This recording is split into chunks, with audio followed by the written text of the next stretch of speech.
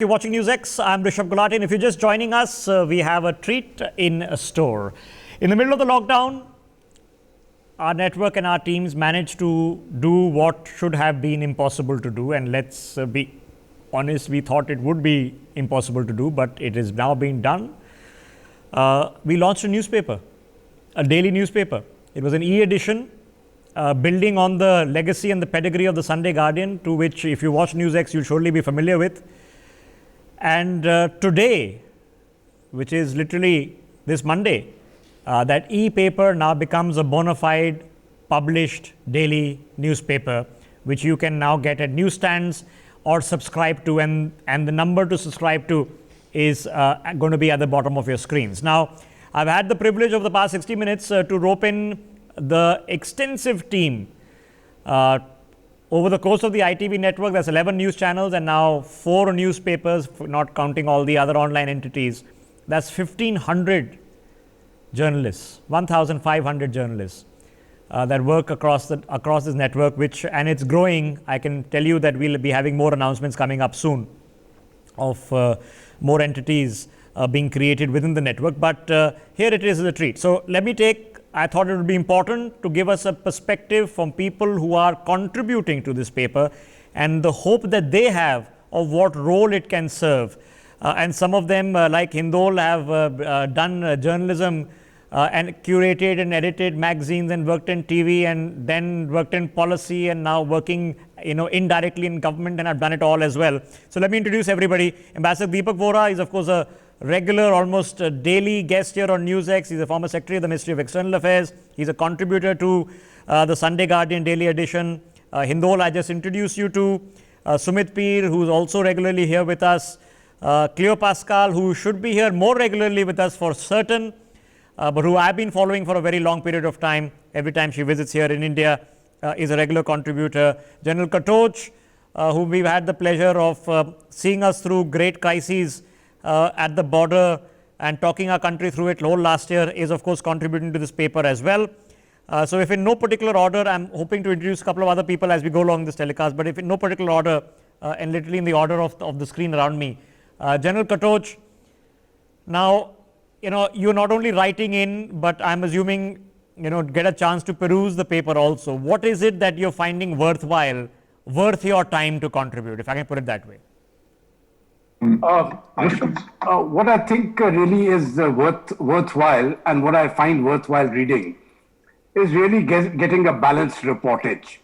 You see, for too long, there has been a spate of misinformation, disinformation, and biased information.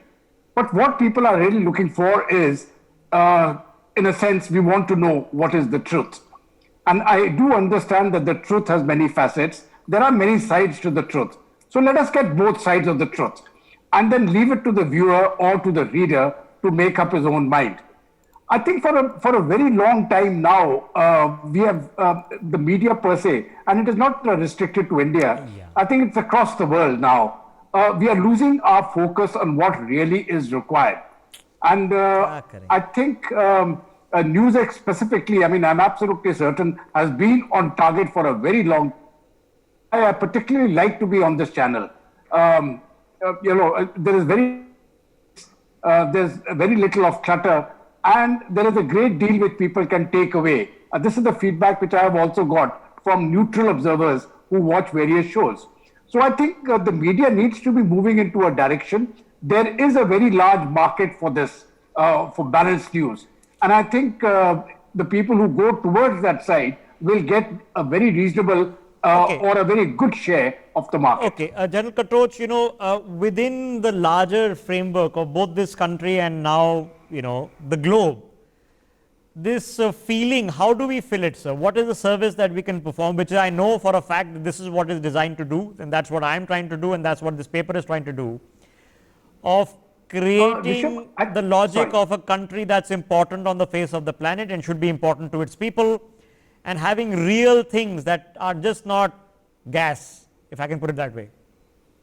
Rishabh, I think it is very important for a news channel or a newspaper now to bust fake information and do it quickly. Now, if you can do that, I think a great deal of service has automatically been done.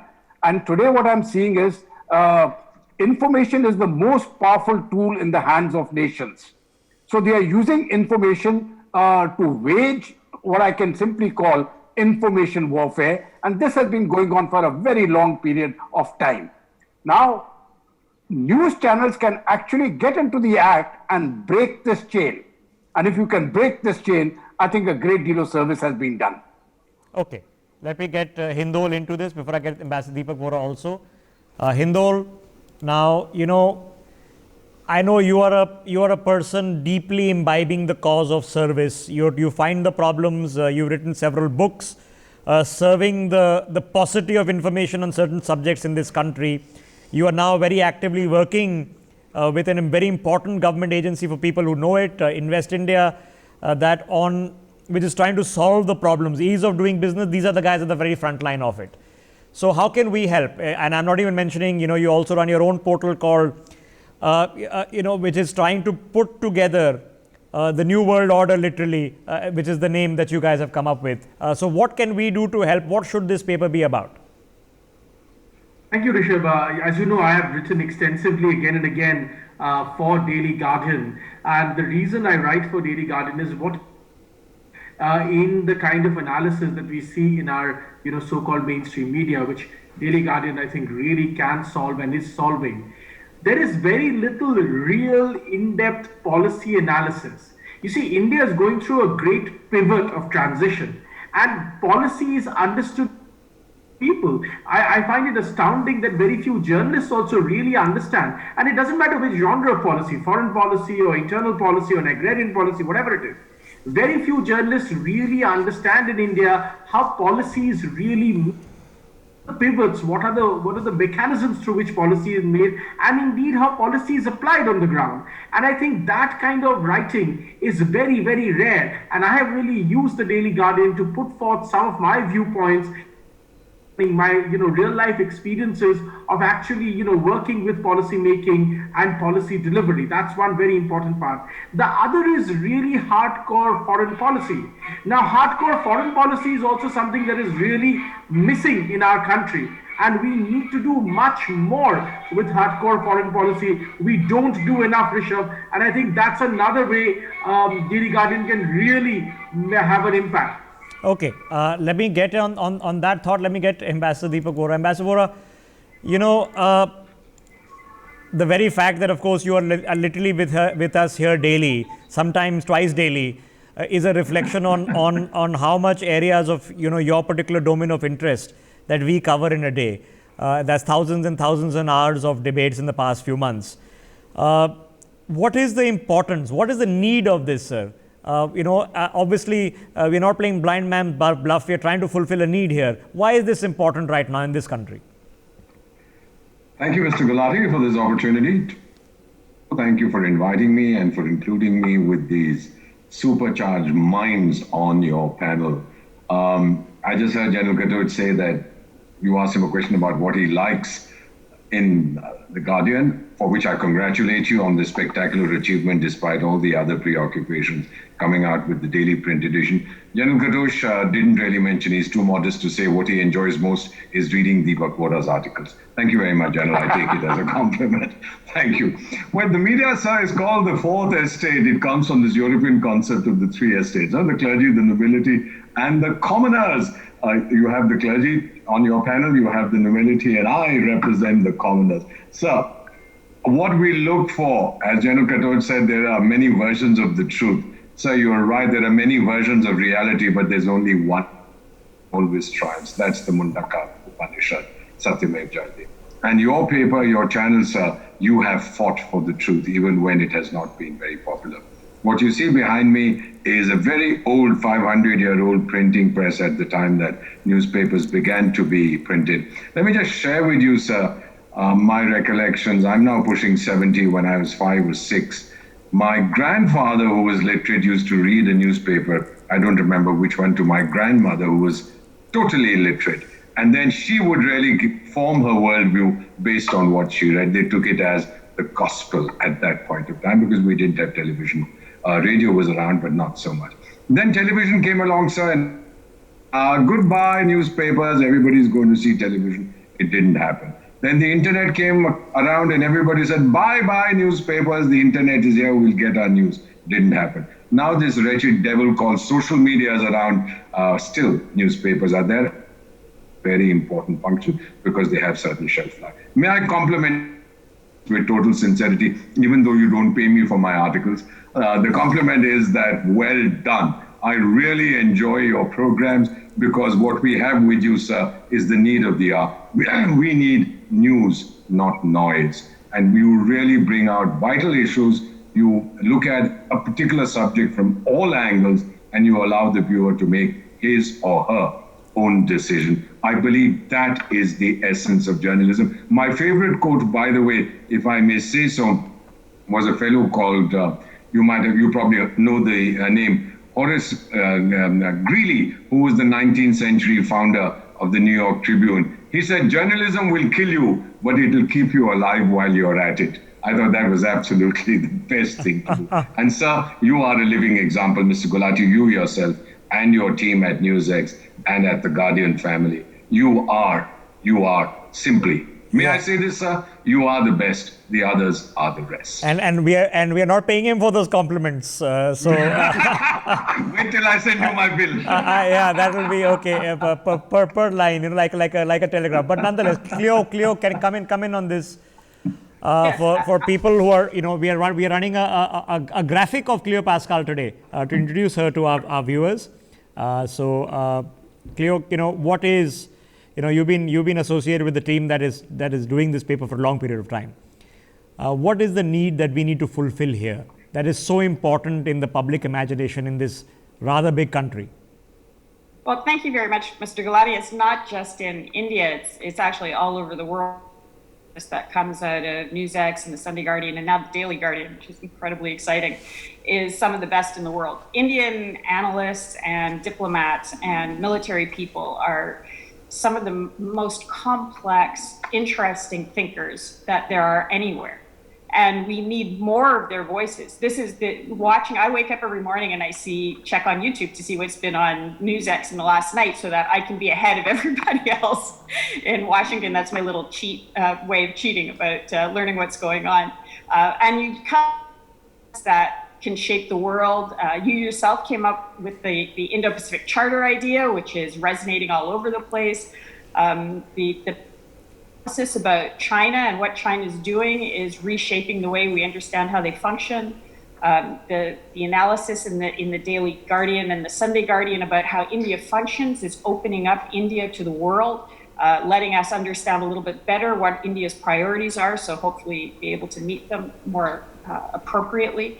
So the service that's being offered really is not only changing India, but it's changing India's relationship with the world and changing the world itself. So thank you very, very much. No, and thank you for your contributions. And of course, we met you last when you come down for the summit that the Sunday Guardian held here in Delhi. But Cleo Pascal, for an Indian audience watching this broadcast right now, understanding that while it is very seductive, what I have to use a colloquial vernacular is the tamasha of Indian politics, and he said and she said, and that's very seductive and can be very entertaining. How do we keep our eye on the ball? What is actually required in the subtlety of policy in terms of worldview and global orders that merits our attention at a larger level?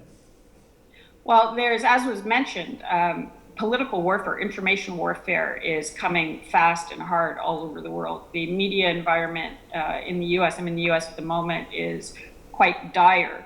There's very little reporting and there's very little analysis about why what is being reported and is trying to shape the narrative. You saw this very much around the tweets, around the farmers' protests and things like that. So just keeping a clear eye on what the actual story is and who's behind trying to shape the narrative to make more division, not just around the world, is incredibly important. And I found that your analysis has been invaluable for that.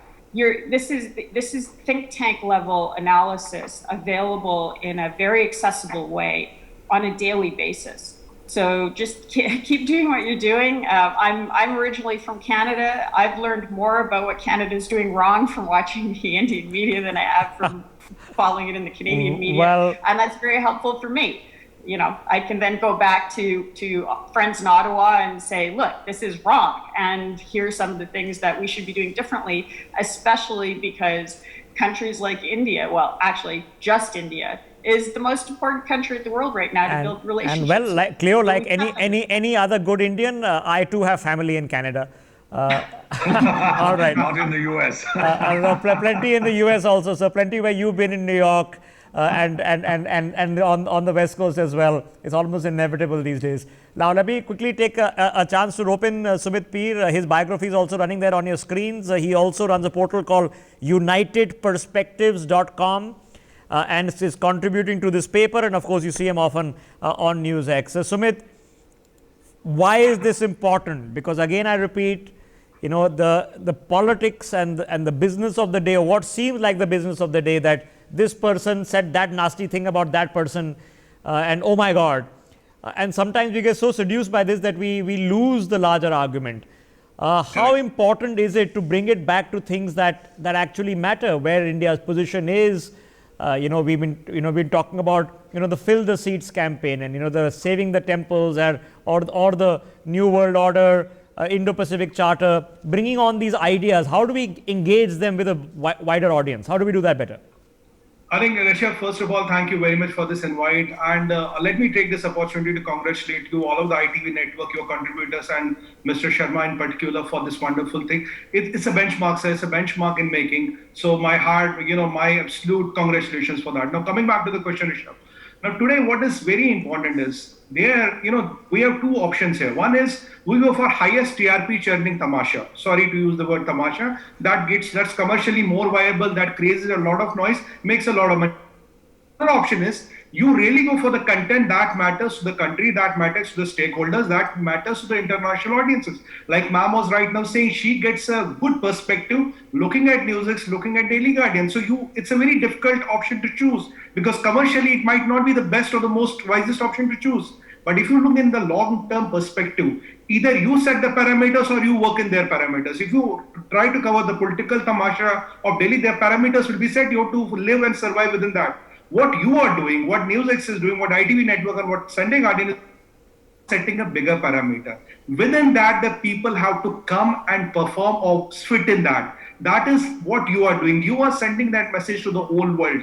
Now, for example, Rishabh, how many of our publications will dare to write an article or do an analysis on live TV on the Chinese economy? People will try to keep away from that. How many of us would want to know how has India prevailed? No, answer is no. How many of us will say is S-400 a good deal for us? How many of us will talk of a Kalana and multimodal, transport corridor? A lot of people will not talk. So when these things are, talked about, this does not only educate the masses, because this kind of a news and analysis is available nowhere, sir. Nowhere. This educates masses. This educates audiences out. As a country, are we now in the public imagination? I'm not talking about government or establishment. In the public imagination, realizing that we are stakeholders in our own future, and if India is to be what it is, a major power, a great power, a superpower, not in the very distant future, but certainly within our lifetimes, maybe the next decade or two, that our position is going to matter. What we say, what we feel, what the people of India aspire for, that this is going to matter. Are we realizing that as a country? Rishabh, the thing is that somebody has to set the ball rolling. And let me tell you, sir, with all the respect, you people are the torch bearers. You have the early boomer advantage. You have taken the paradigms. You have shifted the paradigm, because when India is the third biggest economy by PPP and fifth by GDP and the third biggest military power, we have to be stakeholders everywhere. We have to be active part in geopolitics. It's very important to send a message how India is going to shape the geopolitics, economy, and a lot of things happening around in the world. If we are busy only in internal politics, if news is a political, so I'll give you an example. we lose it, Rishabh. Okay, I'll give you a small example. Okay, so I remember about a year and a half ago, Hindol and I were doing a telecast with this very, very young team. I think one of the kids was still in college, brilliant chap. Okay, and we were discussing, what to do with POK. And that required a particular legislative change or a constitutional amendment. And I suggested to Hindol that, why, if there is nobody else doing it, why don't you draft it? And hey presto, 2-3 weeks later, he came back to us having drafted that particular constitutional amendment. So there is something different that is possible either in print or in television. And we don't know, Hindol, maybe if so many of the ratings have been fixed, maybe this is what people are watching. Who knows? No, absolutely, Rishabh. I really want to tell our viewers through this channel and through this program today, the wonderful experience and collaborative experience that I myself and my colleagues have had with your wonderful.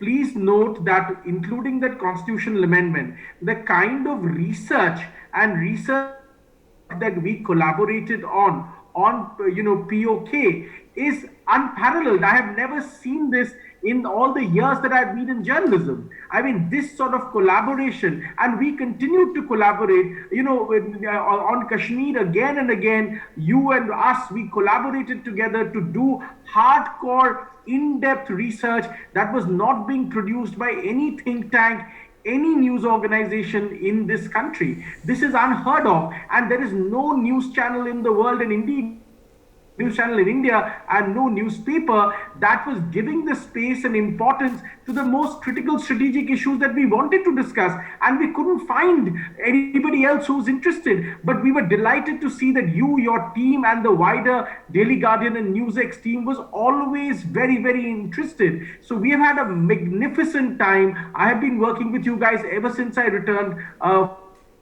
And I have to say, it has truly been an intellectual privilege to work with you. No, and the your privilege team is mine. and And for people watching this, New World Order, you can Google that and find their website, and of course find them on Facebook, and that picks up. And I pick up ideas then from there as well. And then it's an ecosystem. We've been talking about ecosystem approaches now in this country, for it's a very good thing to talk about. Then it develops an ecosystem, which is what we need in this country, which is what policy requires. It requires an ecosystem under a public glare. So it's an educative ecosystem. Too long it's been in some stuffy corridor where we have no idea what's going on. And hopefully now we have an idea what's going on. Perhaps we are even shaping that idea. We've been having a very intense conversation, and I've been waiting to make this announcement, but I will be making it shortly on what NewsX's plans are. But this is now about a cohabitative environment. General Katoch, about a year and a half ago, internally we were figuring out how is it that we could have a sort of a editorial, I won't say consensus, but a working together between the newspaper and our television channel. Because you understand the mediums, of course, are completely different. My requirements and demands are much different from what a weekly newspaper then required. So I won't say it was an easy process, but one thing we were absolutely certain on, that we now need to develop products that is catering to what this country desperately needs, perhaps doesn't realize it needs and wants. A sense of self-identity and realization. And I don't mean this in the cliched, jingoistic, chest-thumping sense. That we have to figure out that if it is the UN that's not going to help us out, what do we do? Is it the Quad? If so, what should it look like? What are the countries in Vietnam and Cambodia? I remember doing a Ram Mandir telecast where we said, forget what Rahul Gandhi and somebody in the BJP is fighting about the Mandir. Let's talk about we brought in 50 people from 35 different countries over 4 hours. From Laos, Cambodia. We even found a Chinese guy from Hong Kong who has converted the Ramayana into Chinese opera. What a fascinating conversation it was. And there is space for all of this. So General Katoch, in this self-realization, do you feel it? Is it happening around us in this country that there is a self-realization of our own self-worth? Rishabh, I think, but it is coming in slowly. And I see this much more in the youth of today. Now, there's one story which I want to tell, which I read as when I was a very small kid.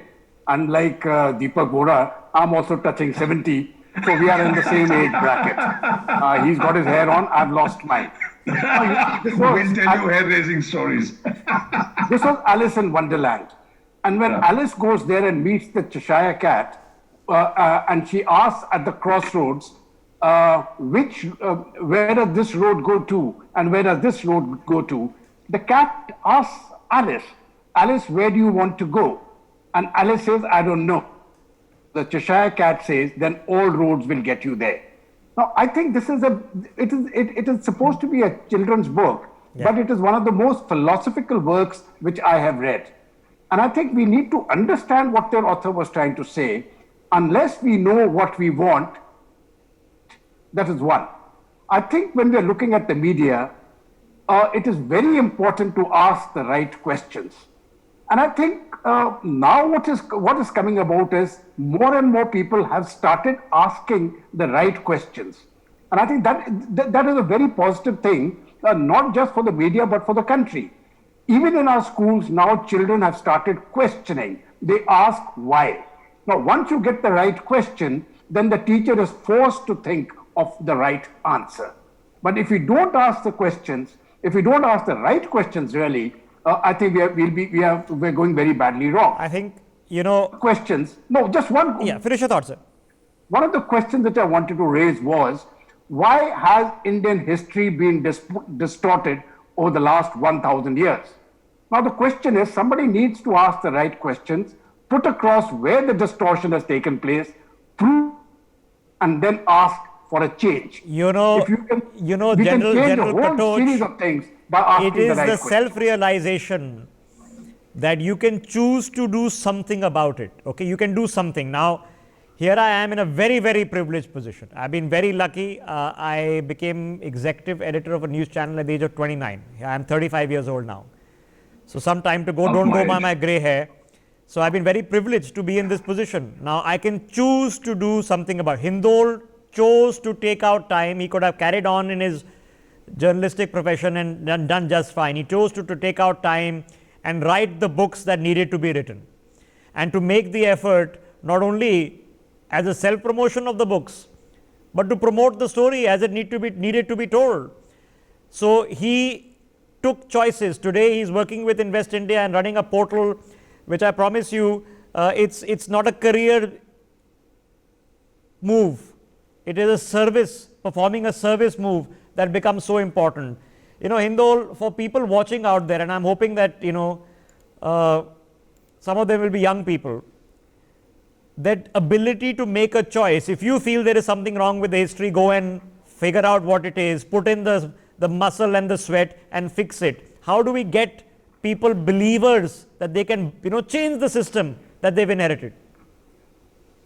I want to take off, Rishabh, from what General Dhruv Katoch was saying. If you don't know where you need to go, every road will indeed take you there. And what's the problem in India? In Indian history, the problem is we have never really known what do we history. We need nation building out of our history. We need to understand why we out of our history. But that's not what we're being taught. We're being taught an esoteric bunch of, romanticized nonsense most of the time. And I think today people are beginning to ask the question, if we indeed exist as a nation, why do we exist as a nation? And I think especially younger people who really want a sense of identity are asking that question. And those are the people, they are your viewers, they are my readers. They are people who turn to people like you and me to get a sense of that identity must exist as a nation, and what makes us stand out from other nations, what is unique about us, what is special about us. Everything. Now, this is not some, fake sense of exceptionalism. This comes from a 5,000-year-old civilization. Everything. Now, of course, most of us don't know anything about that civilization. And today, many more people, because of the spread of digital media, because of the spread of education, because of the spread of prosperity after, more than 2 decades of liberalization, people have the time, money, and the inclination, especially the young, to ask themselves, who on earth are we, and what is it that makes us special? And you exist, Rishabh, and I exist, and my work exists because people ask that question. You're right. And I promise you, the hope of humanity. If you read the two epic works, when I was still in school, Fukuyama's End of History and the Last Man and Huntington's Clash of Civilization, they're two diametrically opposite books, right? One is saying that all the ideological wars of the world are now over, and the other saying, no, they've just begun.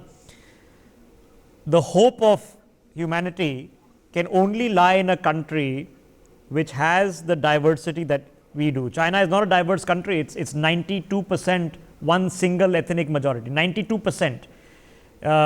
For all the people sitting in America calling us Islamophobes, roughly 4% of the American population is Muslim, about 1% is Hindu. Okay. And there are racial minorities indeed, but mostly it's a homogeneous Anglo-Saxon race. The same applies to a lot of the European countries as well. So, only in this country where you have now the scale of diversity in scale, not diversity in percentage, diversity in scale. So, the hope of humanity is here. The jihads didn't begin here, the great wars didn't begin here, the crusades didn't begin here, there was no Pope John Urban II. We don't have Shia versus Sunni happening in this country, just like we don't have Shivite versus Vaishnavite happening in this country. It's worth thinking about why that doesn't happen. So, let me quickly get in Ambassador Deepak Vora back into this conversation. Ambassador Deepak Vora, let us also not be naive that a sense of confusion has also brought in a sense of, mispurpose and insecurity, of thinking that in doing nothing perhaps is the best way for us, because in making hard choices sometimes we risk upsetting one person or the other person. How do we get past that? Thank you. You've answered the question yourself. It's really very, very clear that excessive pessimism empowers us, it paralyzes us, makes us feel helpless and hopeless. Mr. Gulati, I'm an observer, I'm an observer analyst. When I was made in India in 1951, it was a different India. Let me tell you the four mega trends, and I think Ms. Pascal will bear me out on this, that we are seeing today. One is artificial intelligence, which is going to determine our future, for which we need a young and educated workforce, e.g. India.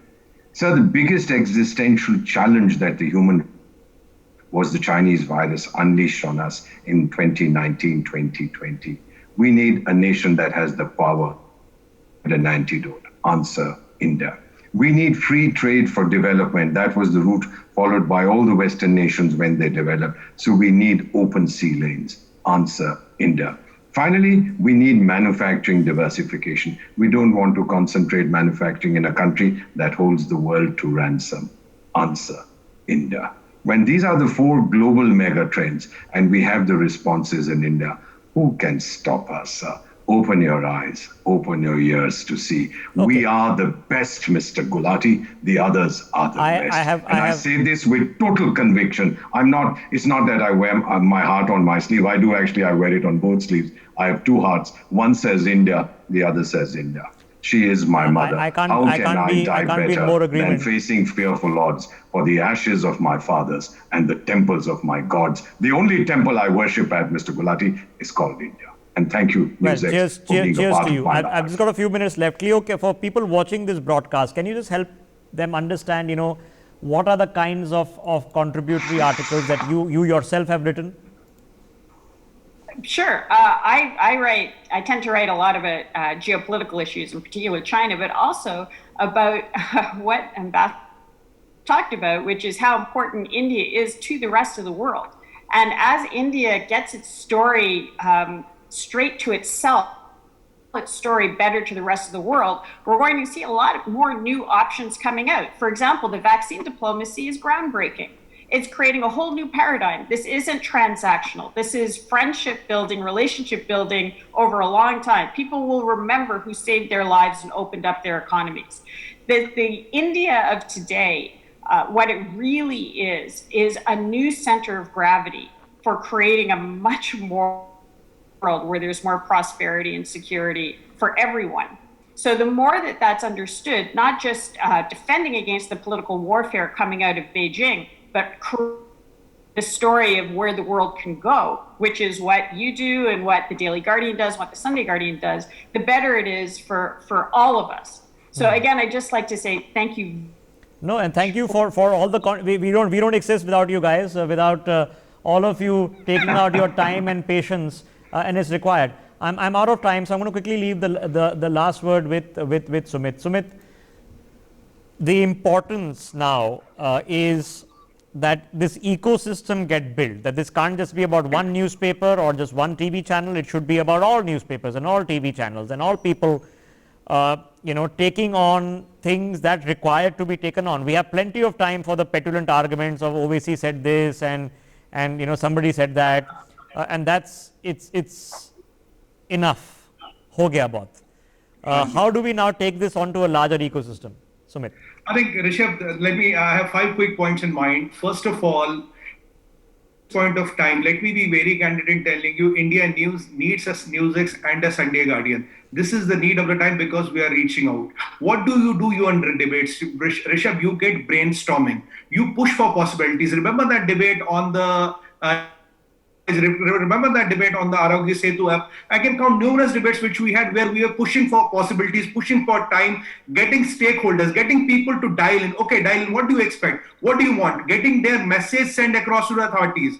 And the point number 3 is, when we look at your channel and when we look at your publication, politics is not only Indian politics. Politics is global politics. We are changing the dimension. And in that global politics, how is we as Indians a major stakeholder and definer of the global politics because of our stature, size, and from again military power. So this bringing out our stature to the whole world, this reaching out to the whole world, creating possibilities, brainstorming, getting stakeholders involved, this is what the new age journalism is about. And you have brilliantly got it right.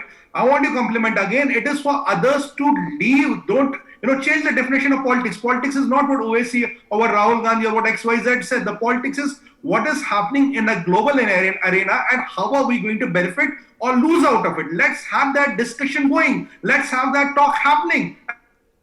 People not only in India, across the world. Because if you're 1/6 of the humanity, responsible to send a much bigger message. You are the most powerful media in the world. It's not the American media, it's not the Canadian media. The most powerful media is Indian media. It's only if you realize your power. जैसे हिंदी में कहते हैं ना ऋषभ जी, बजरंग बली को भी उनकी शक्ति याद दिलानी पड़ी थी. The day our media realized how powerful they are, forget Wall Street, New York Times, and all those. They're no match to you. They're no match to you. Which is another problem. You don't know how much time I've had to devote, and the problem is it's like a trap, right?